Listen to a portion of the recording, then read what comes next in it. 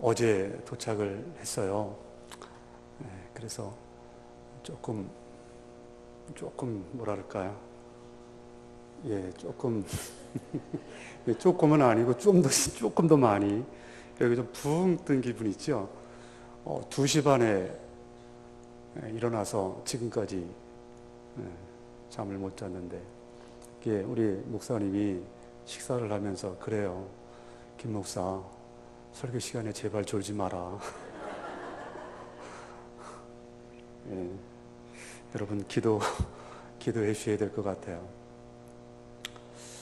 25년 정도 됐을 겁니다. 그 휴스턴에서 빌리그리암 목사님이 그 성회를 하기에 앞서서 말씀을 전하시기 전에 이런 말씀을 하셨어요. 나는 오늘 말씀을 전할 때 마지막 설교를 하는 것처럼 설교를 하겠다. 그러니까 여러분들도 마지막 설교를 듣는 것처럼 들어줬으면 좋겠다. 왜냐하면 우린 내일 일을 모르니까요. 그래서 저도 그렇게 하고 싶어요. 마지막 설교를 하는 것처럼 할 테니까 여러분들도 마지막 설교를 듣는 것처럼 들을 수 있기를 바랍니다. 그러한 자세와 태도가 되어야 좀 더 하나님의 말씀 앞에 진지해질 것 같아요. 자, 오늘 제목을 과연 신앙생활이란이라는 제목을 붙여봤는데, 여러분 질문 하나 할까요?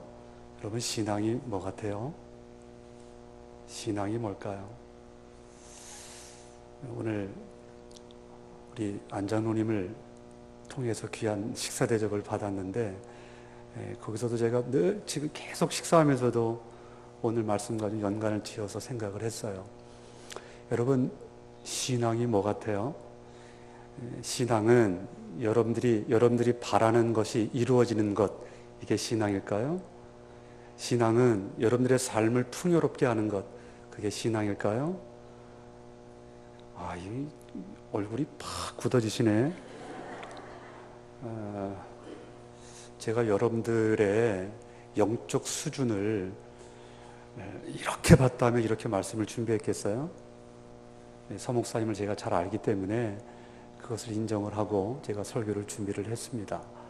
여러분 신앙생활이란 물론 잘 되는 것, 풍요로워지는 것 말할 수 있죠. 그러나 신앙생활이란 그렇게만 설명할 수 없는 것, 신앙의 본질이라고 하는 것이 잘 되고 풍요롭고 이렇게만 설명할 수 없다라고 하는 것을 저도 알고 여러분들도 압니다. 여러분 신앙생활이 뭐겠어요? 어느 목사님이 신앙생활을 정의를 할 때 이렇게 정의를 하는 것을 들었어요. 신앙생활이란 하나님의 말씀인 성경과 함께하는 삶이 신앙생활이다. 여러분 어떠세요? 참 좋은 정의라고 생각을 합니다. 하나님의 말씀인 성경과 함께하는 삶이다.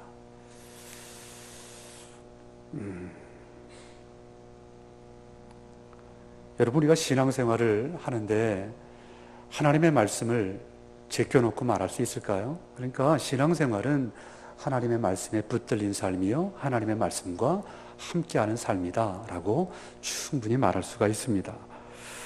그래서 이 신앙생활의 본질에 대한 이해는 우리가 어떻게 하나님의 말씀을 붙들고 살아가느냐라고 하는 문제에 그 해답이 있다고 봐요. 자, 그래서 이 하나님의 말씀에 대한 이 바른 자세, 이것을 좀 살펴보아야 되는데 오늘 본문 말씀이 이것을 우리에게 명확하게 설명을 해줍니다. 우리 같이 좀 집중해서 과연 신앙생활이란 뭘까에 대해서 오늘 본문 말씀을 중심으로 해서 답을 좀 찾았으면 좋겠습니다. 자, 옛날 구약시대 때 있었던 일이잖아요, 본문이.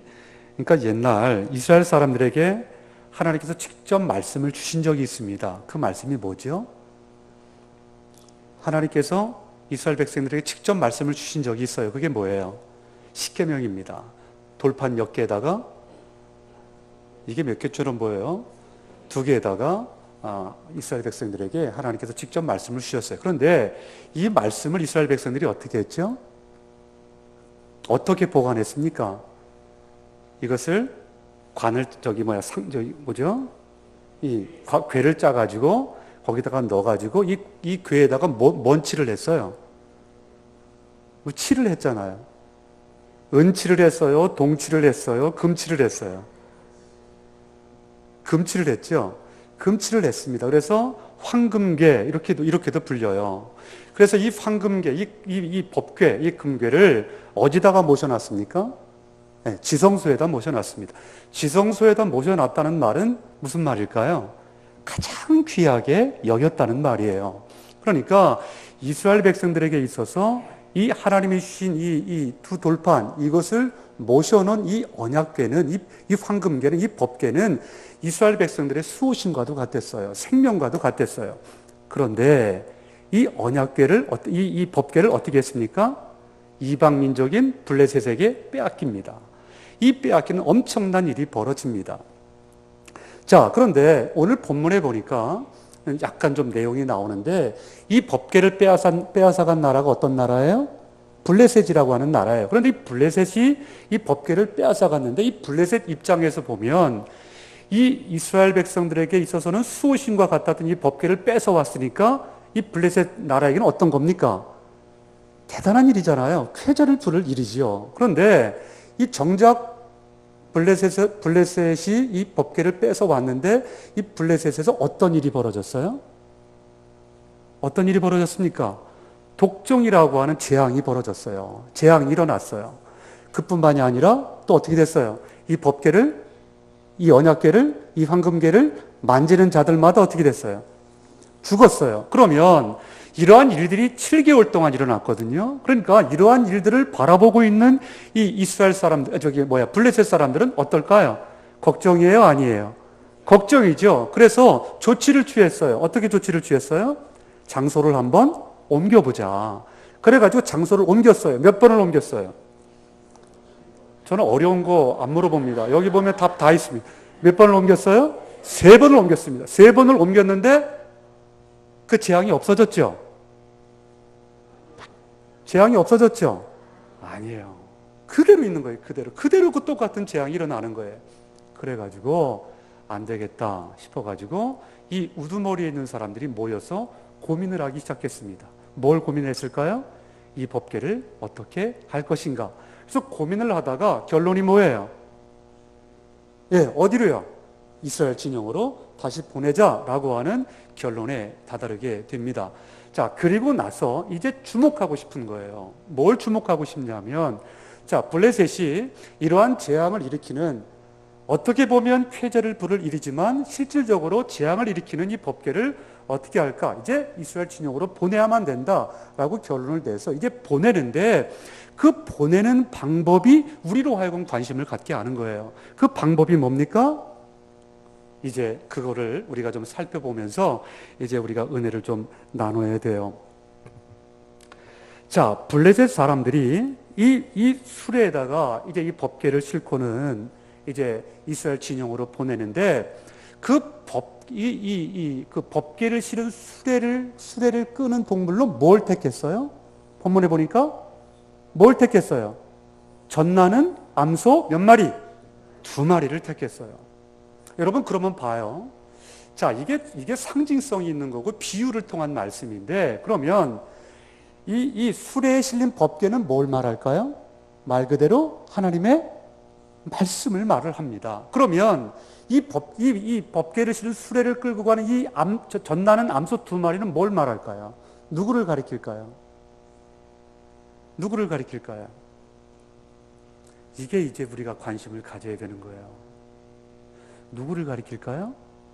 바로 나와 여러분을 가리키는 거예요.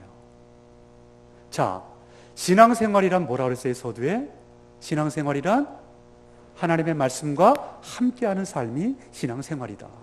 자, 이 수레에 실린 이 법궤가 뭘 상징한다고 했어요?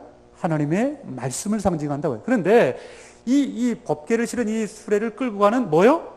암소 2마리. 이 암소 2마리가 이 말씀을 실은 이 수레를 끌고 가니까 이 암소 2마리는 바로 나와 여러분, 하나님의 말씀과 함께 살아가야만 되는 나와 여러분을 상징한다는 거예요. 자, 그러면 거기서 한번 봐요.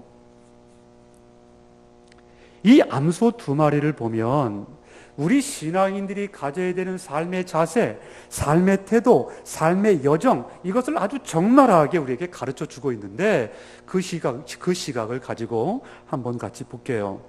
자, 말씀을 갖고 살아가는 우리 신앙인들의 삶의 자세가 도대체 어떠해야 되는가? 두 가지를 좀 생각해 보겠습니다. 첫째는 이 법궤를 그 소를 찾을 때 왜 하필이면 전나는 암소 두 마리를 택했냐는 거예요.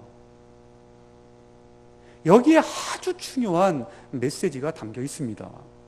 자, 7절을 한번 같이 보실까요? 자, 7절을 우리 같이 한번 하겠습니다. 7절 같이 합니다. 시작.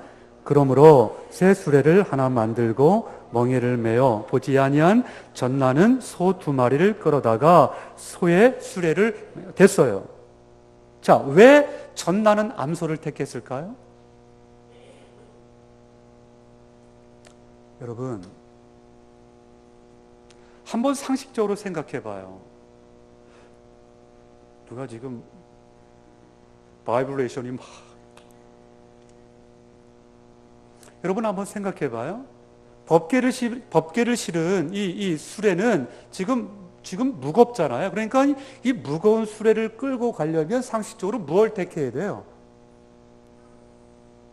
황소를 택해야죠. 이게 상식적이 아닙니까? 그러면 그것도 아니고 이 법궤라고 하는 것이 뭐랄까요? 좀 거룩하잖아요. 깨끗하잖아요. 순수하잖아요. 그러한 영적인 의미를 살핀다면 그럼 뭘 택해야 될까요? 생각을 해보는 거예요. 뭘 택해야 될까요? 송아지를 택해야 될 거예요. 그런 거룩성을 따진다고 한다면. 그런데 지금 여기서 그 황소도 제외가 됐고 그 송아지도 제외가 됐고 뭐가 택함을 받았어요? 전나는 암소 두 마리가 택함을 받았단 말이에요. 이게 도대체 뭘 말할까? 여러분, 젖이 나는 암소다 그러면 지금 뭐한 상태일까요? 이 암소가 새끼를 낳은 거예요. 그러면 새끼를 낳는데 지금 수레를 끌어야 돼요. 그러면 무슨 일이 벌어져야 되는 거예요? 이 새끼와 여러분, 지금 방금이라기보다는 지금 낳은 이 새끼를 이 어미소는 지금 어떻게 해야 되는데요? 정상적으로 보면 젖을 먹여서 길러야 되잖아요. 그런데 이 새끼를 그냥 놔두고 지금 어떻게 해요? 수레를 끌고 베스메스 이스라엘 땅으로 가야 됩니다. 그러면 어떻게 해야 되는 거예요? 헤어져야 되잖아요. 그러면 이 새끼와 어미소, 지금 당장 돌봐야 되는 이 어미소가 새끼를 놔두고 지금 다른 데로 가야 돼요. 그러면 여기서 지금 뭐가 발생할까요? 감정적으로? 아주 편안하겠죠. 아주 행복하겠죠. 뭐가 생기겠어요? 슬픔도 생기고 아픔도 생기고 고통도 생긴다는 거예요. 여러분 보세요. 신앙생활이 뭐냐? 이 암소 두 마리가 뭘 상징한다고 했어요? 나와 여러분을 상징한다고 했어요. 여러분 신앙생활은요, 한번 따라서 하세요. 신앙생활은 아픔이다. 이제는 또 자, 지금부터 셀로폰을 다 전원을 끄겠습니다. 자, 30초 동안 시작. 전원을 다 끄세요.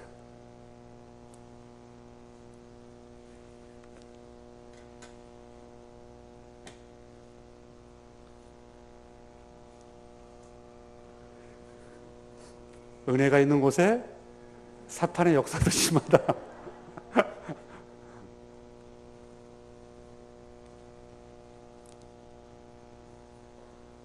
자, 7절을 한번 보실까요? 다시 한번. 7절 하반절에 보면 그 송아지들은 떼어 집으로 돌려보내고 그랬어요. 10절도 한번 보실까요? 10절도 보시면 송아지들은 집의 끝에 가두고 그랬어요. 12절도 한번 보실까요? 암소가 갈 때에 뭐 했대요? 울고 그랬어요. 자, 뭘 다 가리킵니까? 그 아픔이 얼마나 큰가를 우리에게 가르쳐 주고 있어요.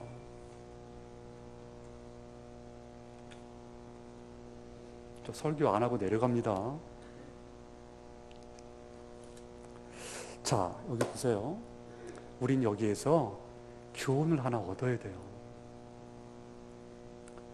그게 뭐냐면 이 법궤라고 하는 것, 즉 이 말씀을 갖고 말씀을 지키면서 좌로나 우로나 치우치지 않고 살아가는 모습은 무엇이 동반되어진다는 거예요? 그러한 삶은 무엇이 동반되어진다? 큰 슬픔과 큰 아픔이 동반되어진다는 거예요. 여러분, 말씀을 붙들고 사는 삶이 쉬워요, 어려워요? 어렵습니다. 누가 쉽대요? 어려워요.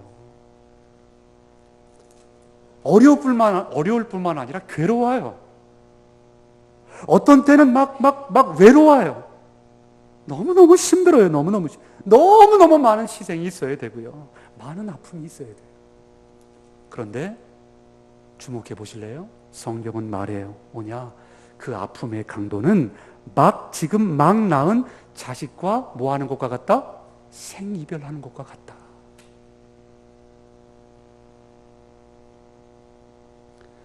사랑하는 성도 여러분, 그리스도인이라고 하는 것은 살든 좋든 뭐와 함께하는 삶이에요? 말씀과 함께하는 삶이에요. 믿음의 차이는 있을 수가 있겠죠. 그러나 믿음의 차이는 혹 있을지는 몰라도 우리는 무엇을 배제하고는 살 수 없어요? 말씀을 배제하고는 살 수 없어요.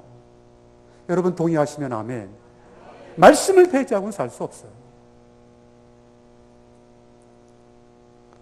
그런데 분명한 것은 여러분들은 그 아픔에서 이미 벗어날 수 있다 없다?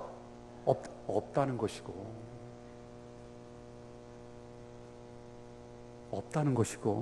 또 하나 분명한 것은 앞으로 그 아픔은 점점 더 심해질 거라는 거예요.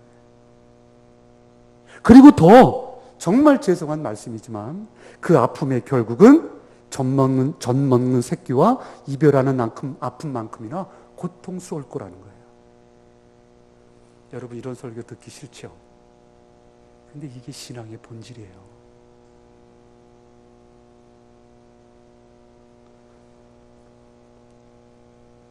굉장히 부담되는 설교. 저도요.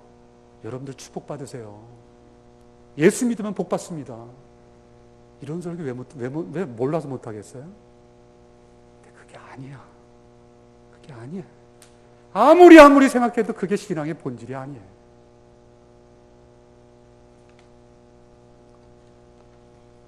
여러분 예수님을 생각해 보세요. 예수님이 어떠한 분이에요? 예수님은 하나님이에요. 하나님이 온 우주 만물의 주인이세요. 그런데 예수님을 상징하는 게 뭐예요? 십자가입니다. 십자가는 뭘 상징해요? 뭐요?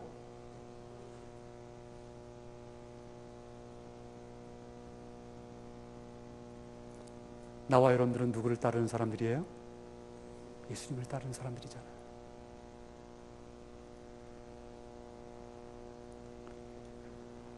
사랑하는 여러분, 한번 보실래요?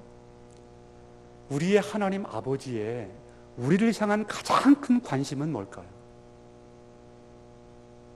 우리를 향하신 하나님 아버지의 가장 큰 관심은 뭘까요? 뭐겠어요, 여러분? 이 땅에서 잘 먹고, 잘 살고, 좋은 집에 살고, 좋은 차 타고, 높은 명예 갖고, 하나님은 이것 하나도 관심이 없으세요. 죄송하지만. 여러분 그렇다고 집 팔고 자동차 팔고 그러라는 말이 아니야. 신앙의 본질이 뭔가를 알아야 된다는 거예요.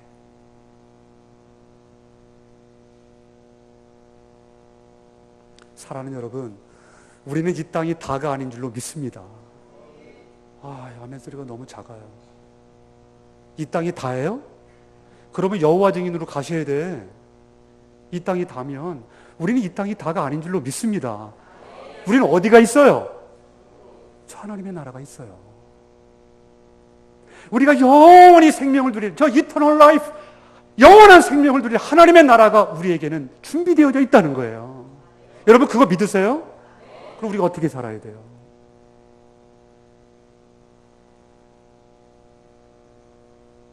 여러분 한번 봐요. 여러분 성숙의 증거가 뭐예요? 하나님은 우리에게 정말로 관심 갖는 게 뭐냐면 이 땅에서 그러는 것보다는 우리가 성숙해지기를 원하세요. 자, 보세요, 여러분. 여기 3살짜리가 있는데 3살짜리는 막 뗐어요. 막 그냥 칭얼칭얼 대면서 엄마 이거 해줘, 아빠 저거 해줘, 막 뗐어요. 그럼 엄마 아빠가 어떻게 해요? 해줘요, 안 해줘요? 아니, 해줬잖아요. 다들 뭐 안 해주는 거지. 해줬잖아요. 해줍니다. 그러면 얘가 나이가 들어요. 10살이 되고 20살이 돼요. 10살이 되고 20살이 됐는데도 앉아서 맨날 땡깡 부려요. 해달라고. 부모님의 마음으로 어떻게 해요? 야, 참 잘 자랐다. 참 성숙했다. 너 정말 그러겠어요? 아닐 거예요. 마음이 찢어지는 거죠. 3살 때 하던 그 모습을 10살, 20살, 30살, 40살 돼서도 하고 있다면 그 자녀를 바라보는 아버지의 마음은, 이 엄마의 마음은 찢어지는 거예요. 하나님 아버지는 어떠실까요? 여러분 어떻게 했어요? 하나님도 마음이 아픈 거예요. 여러분의 하나 예를 들어서 여러분의 기도 내용을 한번 점검해 보세요. 기도 내용을 한번 점검해 보세요. 우리 3살 때는 뭐밖에 못해요? 아빠 이거 줘, 엄마 이거 줘, 좀 줘. 맨날 달라고 기도하죠. 맨날 달라고 기도해. 맨날 달라고 칭얼대잖아요. 여러분 기도가 어떠세요 지금? 기도가 어떠세요?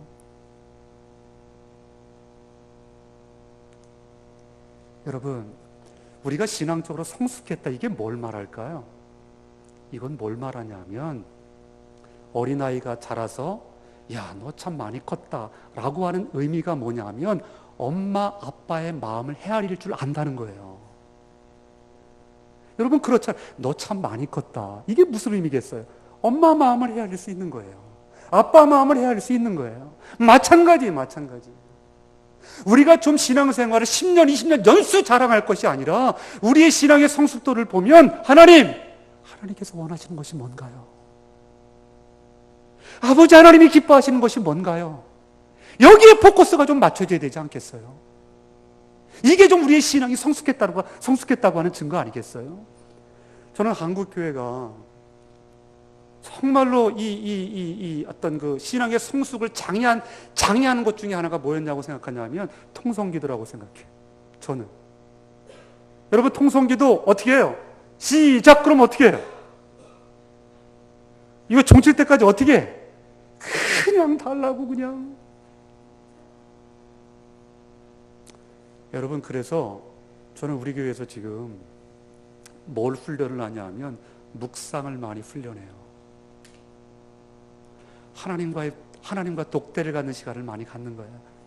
일방적으로 그냥 하지 말고 하나님의 음성을 좀 듣는 거예요. 그게 뭐예요? 그게 바로 큐티예요. 여러분 큐티 많이 하셔야 돼요. 절대로 일방적인 기도를 해가지고 우리의 신앙이 어린아이와 잘할 수가 없어요. 잘할 수가 없어. 제가 보니까 여러분들은 어린아이 같지는 않은 것 같아요. 서 목사님 제가 수준을 알기 때문에. 그러나 사랑하는 여러분, 신앙의 본질이 뭔지, 성숙의 의미가 뭔지는 우리가 바로 알아야 되지 않겠어요? 다시 한번 강조하지만 말씀을 갖고 사는 것은 뭐가 동반되어지는 삶이다? 아픔이 동반되어지는 삶이다. 참 아름답고 건강하게 성장해 가는 교회 중에 하나가 저 부산 나의 호산나 교회라고 있어요. 그 교회에 한 집사님 부부에 대한 이야기를 여러분에게 좀 잠시 하려고 합니다. 그 교회에 어느 여집사님이 계셨는데 남편이 안 믿었어요. 그래서 항상 남편에게 이렇게 사정을 했다고 합니다. 여보, 나는 교회 가면 과부처럼 남들이 봐요. 맨날 혼자 앉아 있으니까 남들이 나를 과부라고 그러는 것 같아요. 그러니까 여보, 좀 한 번 좀 같이 나가줘가지고 내가 과부가 아니라고 하는 것을 좀 증명해 주세요. 이렇게 남편에게 애원을 했어요. 그러니까 이 남편이 부산 분들 좀 화끈한 것도 있잖아요. 야, 그것 하나 못 들어줄까 해가지고 마음을 다잡고 한 주 이제 마음을 다잡고 나갔어요. 나갔는데 이게 웬일이에요? 성령이 역사를 하셔서 그가 그 자리에서 이제 교회 등록을 하고 신앙생활을 같이 하기 시작을 했습니다. 열심히 신앙생활을 했어요. 7년 동안 특별히 이제 열심히 교회 봉사를 했는데, 특별히 장애인 사역에 좀 관심이 많아서 같이 부부가 열심히 최선을 다해서 헌신을 했습니다. 근데 그 가정은 또 이 사업을 하시는 남편인지라 하여튼 뭐 넉넉한 그런 살림살이였습니다. 근데 그 가정엔 두 아들이 있는 거예요. 그런데 어느 날 이 큰 아들이 성악가가 되려고 하는 꿈을 가지고 이태리에서 성악을 공부를 하고 있는데 어느 날 교통사고로 사망했다고 하는 비보를 접하게 됩니다. 이런 일을 안 당해본 분들은 잘 모를 거예요. 아무도 그 절망을 이해할 수가 없을 겁니다. 게다가 예수를 지금 믿어가지고 열심히 7년 동안 수고와 봉사 원신을 다했는데 이런 끔찍한 일을 만나게 되면 어떻게 됩니까? 그냥 신앙이 그냥 뿌리째 뽑히는 거죠. 솔직히 말하면 그렇지 않겠어요? 당장은. 그러니까 웬만한 사람 같으면 막 드러눕기도 하고 막 교회 이렇게 안 나오기도 하고 막 그럴 터인데 이분들은 그렇지를 않았어요. 그래서 마음을 진정하고 이제 이 아들 장례를 치르기 위해서 이태리로 이제 떠나기 위해서 비행기에 몸을 싣습니다. 그런데 이태리로 가는 비행기 안에서 이 옆에 앉아 있는 승객을 보니까 예수를 믿지를 않는 것 같이 보이는 거예요. 그래가지고 이분들이 이 옆에 있는 승객에게 예수를 전도를 했어요. 근데 승객이 가만히 보니까 목사님 같지도 않아 보이고 또 여행하는 사람 같지도 않아 보이는데 자꾸 그냥 간절하게 예수를 증거한단 말이에요. 그래서 이 승객이 하도 궁금해서 물었어요. 근데 선생님은 뭘 하시는 분인데 이렇게 나에게 예수를 믿으라고 이렇게 말씀을 하십니까? 그러자 이 부부가 지금 어떤 상황에서 이태리를 가고 있는지를 자초지종을 이야기를 했습니다. 그러자 그 말을 들은 이 상대방이 얼마나 쇼크를 받았겠어요. 여러분, 예수를 믿으면 죽은 아들도 살아나야 되잖아요. 그런데 멀쩡하던 아들이 죽었으니까 이게 어떻게 보면 저주받은 거나 마찬가지인데, 그런데도 예수를 욕하지 않고 오히려 자기를 예수를 믿으라고 하니까 이 승객이 쇼크를 받아요. 근데 어떻게든지 마음에 감동이 되어져서 예수를 믿게 되었대요. 자, 이태리에 도착을 했어요. 도착을 했는데 이 사고를 낸 사람이 누구냐 하면 이 아들이 평소에 그 전도를 하고 싶어서 아주 친하게 지냈던 천주교 신자였다는 거예요. 그래가지고 그 사실을 알고는 보상도 요청하지를 않고 그냥 장례를 이렇게 은혜롭게 치르고 이제 한국으로 돌아오는 비행기에 몸을 실었습니다. 근데 한국으로 돌아오는 비행기 안에서 똑같이 가던 길과 똑같이 옆에 이 승객이 있는데 예수를 믿지 않더래요. 그래서 이분에게도 예수님을 열심히 전도를 했어요. 나중에 교회로 돌아와서 이제 간증을 하는데 그 간증문의 내용이 아주 귀해요. 제가 그대로 한번 적어왔어요. 한번 읽어봐 드릴게요. 사람들이 나를 보면 돌았다고 생각할지 모릅니다. 그러나 내가 이렇게 이상한 짓을 할 수 있는 이유가 딱 하나 있습니다. 그것은 하나님 나라가 있기 때문입니다. 하나님 나라가 우리 앞에 점점 더 다가오기 때문에 그 나라에 가면 주님께서 내가 당한 이 모든 슬픔에 대한 대답을 분명히 해 주실 것입니다. 그때가 되면 이것이 절대 비극이 아니었고 나에게 불행이 아니었다고 하는 분명한 사실이 드러날 것입니다. 하나님 나라가 있기에 나는 전도할 수가 있었습니다. 여러분, 신앙에 있어서 이런 갈등과 선택의 괴로움은요, 누구나 한 번쯤은 다 겪었을 거예요. 그런데 그 결과는 어때요? 여러분, 그래서 이 신앙이라고 하는 것은 뭐냐? 본질적인 것을 위해서 모든 아픔과 고통을 참고 가는 거예요. 이게 신앙이에요, 이게. 여러분, 순간순간에 선택들 속에서 하나님 앞에서 말씀대로 살아간다고 하는 것, 여러분 결코 쉽지 않아요. 좌로나 우로나 치우치지 아니하고 하나님의 말씀을 지켜 산다고 하는 것, 그게 그렇게 쉬운 일이 아니에요. 그런데 여러분 보세요. 절대로 쉽지 않고 절대로 녹록지가 않아요. 그런데 이 고통이 싫으시다면, 이 아픔이 싫으시다면 우리는 말씀을 버려야 돼요. 이 말씀을 버려야 돼요. 이 아픔을 여러분들이 거부하고 싶으면 우리는 신앙을 포기해야 돼요. 그러나 그럼에도 불구하고 주의 말씀은 내 발의 등이요 내 가는 길의 빛입니다 라고 고백하면서 말씀을 사모한다고 한다면 그로 인한 아픔과 고통도 함께 사모해야 할 줄로 믿습니다. 아브라함은 말씀을 따라서 살기 위해서 본토와 친척과 아비집을 떠나는 결단을 했습니다. 제가 이 말을 함으로써 여러분들도 떠나야 된다, 그 말 하는 게 아니에요. 신앙이 뭐라고 하는 것을 말하는 거예요? 그만큼 아픔이라는 거예요. 베드로가 예수님의 말씀을 따르기 위해서 평생의 밥줄이었던 그물을 던져버렸어요. 우리도 다 생을 접고 예수님 따라가야 된다, 그 말 제가 지금 하는 게 아니에요. 그만큼 신앙이라고 하는 것은 뭐다? 괴로운 것이라는 거예요. 괴로운 것이라는 거예요. 그래서 바울은 믿음으로 낳은 아들 디모데에게 디모데전서 1장 9절에서 이렇게 말을 합니다. 복음을 위해 매이는 데까지 고난을 뭐해라? 받으라. 사랑하는 여러분, 다시 한번 따라서 하세요.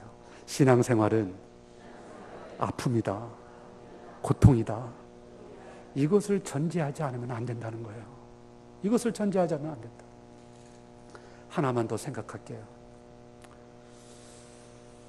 자, 또 하나 이 본문에서 우리가 좀 살펴볼 수 있는 것은 뭐냐면, 자, 그렇다면, 자, 신앙생활이라고 하는 것은 아픔이라고 그랬어요. 고통이라고 그랬어요. 그러면 그렇게 산 사람들의 결과는 어떠하냐는 거예요. 결과는. 그렇게 산 사람들의 결과는 어떠하냐는 거예요.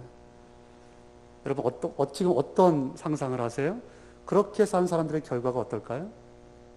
어떤 상상을 하세요? 오늘 본문은요, 좀 충격적인 답을 우리에게 줘요. 한번 같이 봐요. 자, 목적지에 다 도달했어요. 그 수레를 끈 암소 2마리가 목적지에 다 도달했어요. 그러면 이 수레를 끈 암소 2마리의 최후의 모습은 어떠했죠? 이렇게 상급을 받았죠? 상급을 받았죠, 여러분? 상급을 받았죠?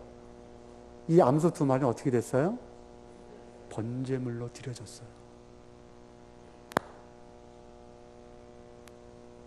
자, 14절을 우리 같이 한번 보겠습니다. 자, 14절 같이 한번 하겠습니다. 시작.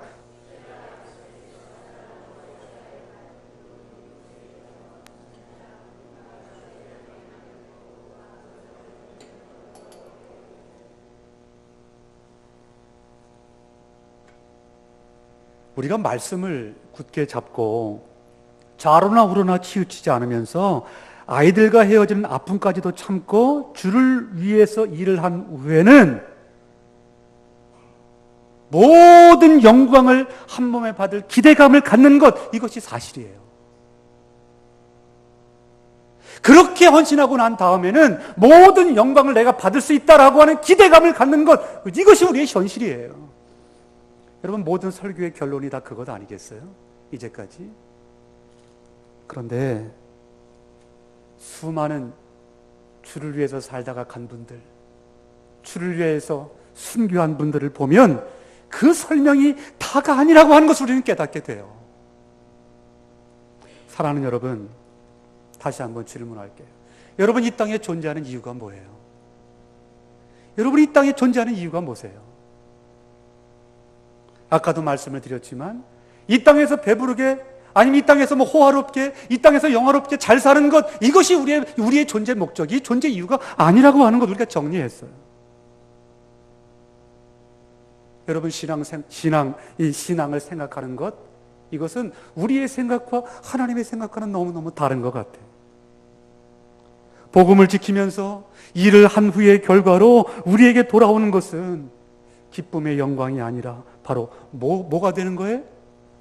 번제물로 제물이 되는 거예요. 번제로 제물이 되는 거예요. 희생제물로 죽임을 당하고 몸은 조각조각 각이 떠지고 불에 태워져서 흔적도 없이 사라지는 것, 이게 바로 신앙의 본질이라는 거예요. 누구를 위해서요? 나의 생명 대신 주님을 위해서요. 신앙생활의 본질은, 신앙생활의 목적은 나의 영광이 아니라는 거예요. 나의 영광이 나를 드러내고 내가 대접받고 내가 영광받고, 이게 아니라는 거예요. 하나님의 말씀을 붙들고 사는 것은 결국 영광이 아니라 죽는 순간까지 뭐냐? 희생을 말한다는 거예요. 희생을. 여러분, 솔직히 한번 봅시다. 한국교회 이거 지금 지키고 있어요? 놓치고 있어요? 결과가 지금 어떻게 돼가고 있어요? 예수 믿으면 복 받는 거야. 이게 모든 강단의 주류 아닙니까? 주류. 지금 제가 잘났다고 말하는 겁니까? 저도 그렇게 했어요. 저도. 근데 그게 아니라는 거예요. 아니라는 거예요.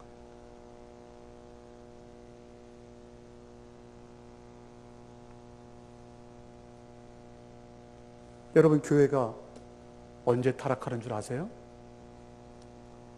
교회가 언제 타락하냐면요, 세상의 가치관이 교회에 들어올 때 타락하는 거예요. 세상의 가치관은 뭔데? 뭐가 대접받는데? 세상에서는 돈 대접받아요. 높은 자리 대접받아요. 그런 거 대접받잖아요. 이게 교회 안에 들어오면 타락하는 거예요. 교회는.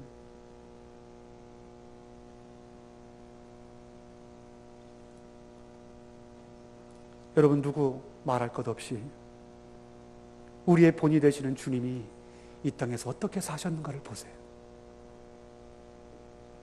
당신이 누려야 되는 모든 영광, 당신이 누려야 되는 모든 특권 다 내려놓으시고 하나님의 말씀을 이루기 위하여, 하나님의 말씀에 순종하기 위하여 기꺼이 십자가를 지셨습니다.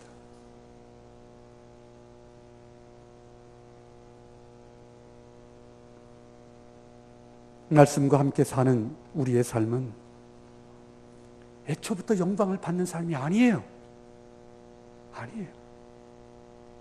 더 썩어지고 더 희생하고, 그래서 결국은 번제의 제물이 되는 순간까지 봉사하고 희생하고 헌신하는 것, 이것이 말씀을 품고 살아가는 올바른 삶의 모습인 줄로 믿습니다. 여러분, 그런 삶을 살고 계세요? 그런 삶을 사실 수 있겠어요?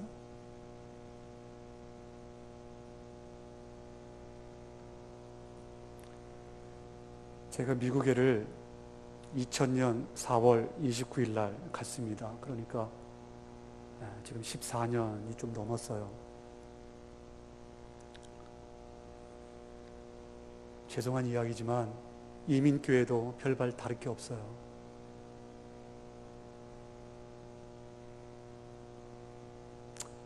너무 마음이 아파서 구체적인 얘기를 하고 싶지 않아요.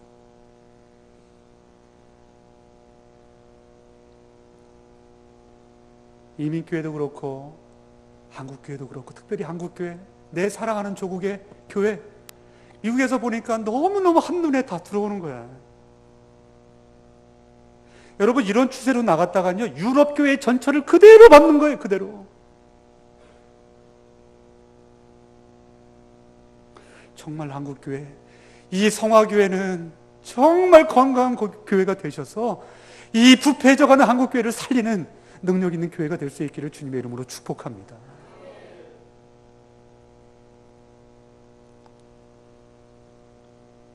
평양 대부흥운동, 100주년 기념 예배가 몇 년 전에 있었잖아요. 그때 돌아가신 옥하는 목사님이 설교를 하셨는데, 그 설교를 하시고 난 다음에 이제 기도를 하시는데, 그 기도가 지금도 제 귀에 쩌렁쩌렁 울려요. 주여, 이놈이 죄인입니다. 이놈이 한국교회를 이렇게 만들었습니다. 주여, 이놈이 죄인입니다. 이 기도는 저를 두고 하는 말이기도 해요. 한국교회를 생각하면 너무너무 마음이 아파요. 너무너무 마음이 아파. 되어져가는 상황들을 보세요. 지금 회자되어지고 있는 말이 뭐예요? 한국교회를 향해서? 교회가 세상을 걱정해야 되는데 뭐가 뭐를 걱정해요 지금? 이게 웃을 일이에요 지금? 여러분들은 책임 없어요? 저는 책임 없어요?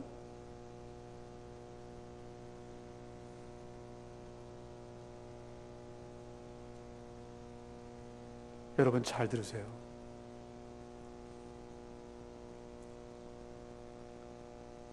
교회와 하나님을 위한 우리의 희생을 드린 후에 어느 정도 영광의 자리를 원하는 우리의 생리가 변하지 않고서는 우리는 하나님의 말씀에 의한 최후의 승리를 결코 맛볼 수가 없을 거예요.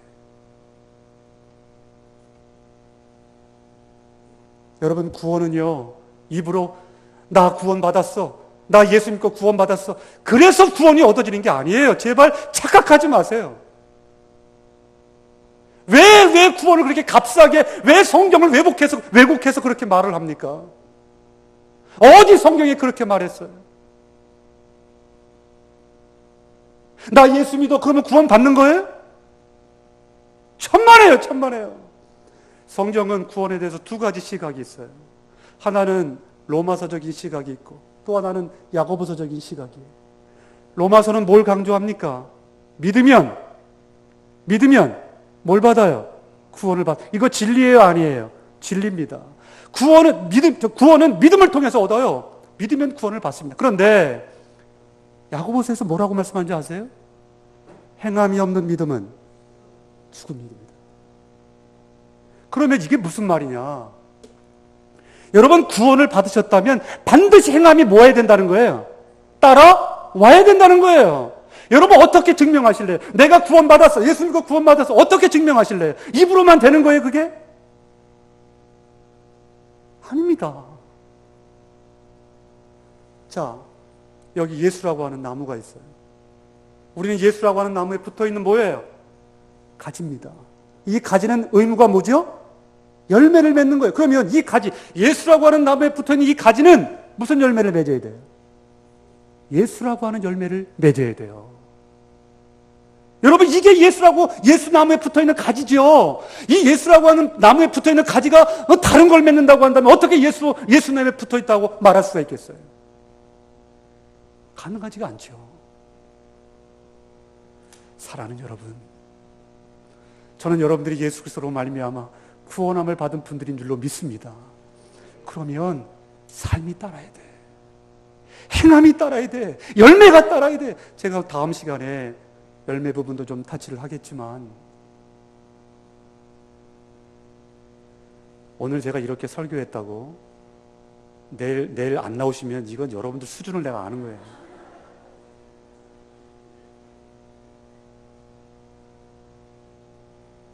마태복음 7장 21절에 뭐라고 했는지 아세요? 잘 들으세요. 주여 주여 하는 자마다 하나님 나라에 갈 것이 아니요, 그 다음에 아버지의 뜻대로 행하는 자라야 하나님 나라에 갈 것이다.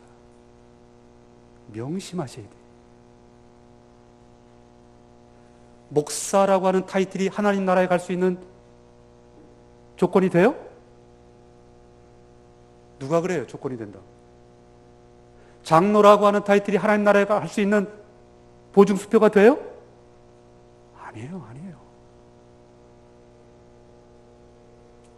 사랑하는 여러분, 저도 두렵고 떨림으로 구원을 이루어가야 되고요. 여러분들도 마찬가지세요.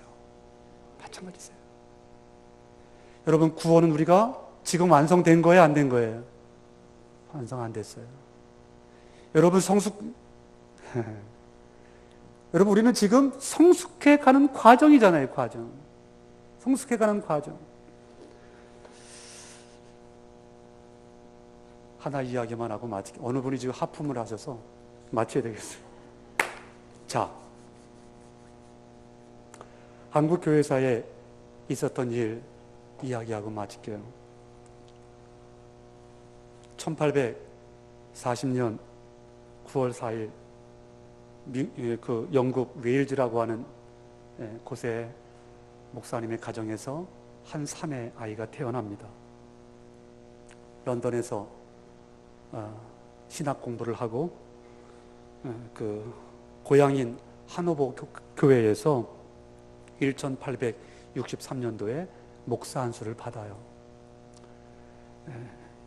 이 목사님이 평소에 중국 선교에 관심이 많으셔가지고 이제 24살에 결혼을 하고 곧바로 이 사모님, 이 부인과 함께 중국 선교를 떠납니다. 떠났는데 이게 참 쉽지가 않잖아요. 그래서 그 풍토병이라고 그러나요? 그 잘 적응을 못 해가지고 그 병에 걸려서 이 부인이 죽어요. 얼마나 시리에 빠졌을까요?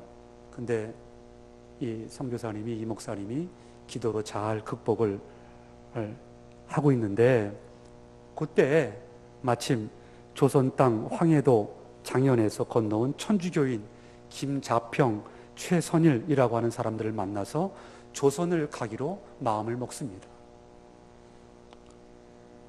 스코틀랜드 성공회의 후원을 받아가지고 한문 성경을 이게 공급을 받아서 조선 땅 그 백령도를 중심으로 해가지고 그 도서 지방에 성경을 이렇게 나누어 줍니다. 그게 첫 번째로 한 일인데, 그것이 1865년 9월에 있었던 일이에요. 그래서 다시 중국으로 갔다가 이듬해인 1866년에 미국 상선이었던 제너럴 셔먼호를 타고 이제 조선을 다시 오게 되는데, 원래 목적지는 한강을 돌아서 한양을 이렇게 가려고 했는데 이 배가 잘못 들어가지고 대동강으로 올라가게 됩니다. 그래서 대동강으로 올라가다가 이 저기가 잘 안 맞아가지고 대동강 뱃사장에 이 배가 처박히고 말아요. 근데 그때 평양감사 박규수라고 하는 이 사람이 군대를 이끌고 와가지고 불화살을 쏘아댑니다. 그 배를 향해서. 이거 어떻게 되겠어요? 배가 불타서 전소를 하게 되죠. 그래서 많은 사람들이 죽었어요. 근데 그 죽을 때 이 젊은 목사님도 체포가 되어져 가지고 백사장으로 이렇게 끌려 나오는데, 그 끌려 나올 때 고통을 놓치지 않고 이 선교사님이, 이 목사님이 성경책을 이렇게 막 나눠줬어요. 그 순간에 막 나눠줬어요. 그리고는 끌려 나와서 참수형으로 생을 마감하게 됩니다. 그의 나이가 27살이에요. 1866년 9월 2일에 있었던 일입니다. 이 젊은 목사님의 이름이 로버트 토마스라고 하는 목사님이에요. 우리나라 선교사님 중에 제1호 순교자세요. 자, 그런데 얘기가 거기서 끝나지를 않습니다. 그때 그에게서 성경을 받았던 사람 중에 홍신길이라고 하는 사람은 후에 강서교회를 세웁니다. 그리고 최치량이라고 하는 사람은 평양교회를 개척을 합니다. 그리고 성경을 뜯어서 벽지로 발랐던 영문주사 박영식이라고 하는 사람은 후에 신실한 신자가 되어서 그의 집을 널다리 교회로 설립을 합니다. 개척을 합니다. 그리고 이 토마스의 목을 자른 장본인이었던 박충권이라고 하는 사람은 평양교회 장로가 됩니다. 사랑하는 여러분, 신앙생활은 복 받을 수 있죠. 왜 복을 못 받겠어요? 하나님께서 하나님의 의도 가운데 복 주실 수 있죠. 그러나 신앙생활은 복 받는 것이 다가 아니라는 거예요. 우리 이 신앙의 본질을 우리가 이것을 놓치면 온전한 신앙생활을 할 수 없다. 그래서 오늘 이 시간 우리가 살펴봤어요. 신앙생활은 뭐다? 아픔이다. 신앙생활은 뭐다? 고통이다. 신앙생활은 뭐다? 사랑하는 여러분, 내가 복음을 붙들고 죽어야 그 복음이 퍼져나갈 수가 있다는 거예요. 오늘날 기독교인들의 모습을 이렇게 볼 때 우리에게 과연 말씀이 있는가? 정말 우리가 말씀을 가지고 살아가고 있는가? 우리가 되새겨보지 않을 수가 없습니다. 여러분, 그렇다면 하나님의 뜻을 받들고 실천해야 될 우리들이 이제 가장 힘써야 될 것이 뭘까요? 그건 다른 것 아닐 겁니다. 한번 따라서 하실까요? 아픔을 참는 것이다. 다시 한번요. 아픔을 참는 것이다. 명심하십시오. 아픔을 참는 거예요. 다시 얘기하면 나를 죽이는 거예요. 죽이는 거예요. 이 일을 내가 하지 않을 때, 여러분들이 하지 않을 때 어느 교회이건 하나님 앞에 온전히 설 수가 없을 겁니다. 평생을 말씀을 갖고 좌로나 우로나 치우치지 않기 위해 애를 쓰다가 종국에는 영광이 아닌 오히려 번제물이 되기 위해서 아름다운 준비를 하는 우리가 될 때만이 하나님의 뜻을 이룰 수 있는 하나님의 사람들이 될 줄로 믿습니다. 사랑하는 여러분, 말씀을 맺을게요. 이제 하나님의 말씀 앞에 서셔야 합니다. 하나님의 말씀 앞에 서셔야 돼요. 그리고 하나님의 말씀에 귀를 기울이셔야 합니다. 마태복음 16장 24절 같이 한번 할까요? 같이 합니다. 시작. 누구든지 나를 따라오려거든. 그 다음에 뭐라 했어요? 자기를 부인하고. 누구든지 나를 따라오려거든. 자기를 부인하고. 그 다음에 자기 십자가를 지고 나를 따라야 할 것이라. 누구든지 나를 따라오려거든 자기를 부인하고 자기 십자가를 지고 나를 따라야 할 것이니라. 주님의 말씀을 다시 한번 깊이 새길 수 있기를 바랍니다. 주님이 공생애를 마치시고 하늘을 우러러 이렇게 기도하셨어요. 아버지요, 아버지께서 내게 하라고 하신 일을 내가 이루어 이 땅에서 아버지를 영화롭게 하였나이다. 아버지요, 아버지께서 내게 하라고 하신 일을 내가 이루어 이 땅에서 아버지를 영화롭게 하였나이다. 소망합니다. 이 기도가 가능한 삶을 살아가는 저 여러분 모두가 될 수 있기를 주님의 이름으로 간절히 축원을 드립니다. 우리 같이 한번 찬양 하나 했으면 좋겠어요. 내 마음의 주를 향한 사랑이라고 하는 찬양. 이 가사가 너무너무 귀한데 우리 같이 한번 찬양하고 우리 말씀을 생각하면서 우리 2, 3분 동안만 잠깐 기도하고 마치겠습니다.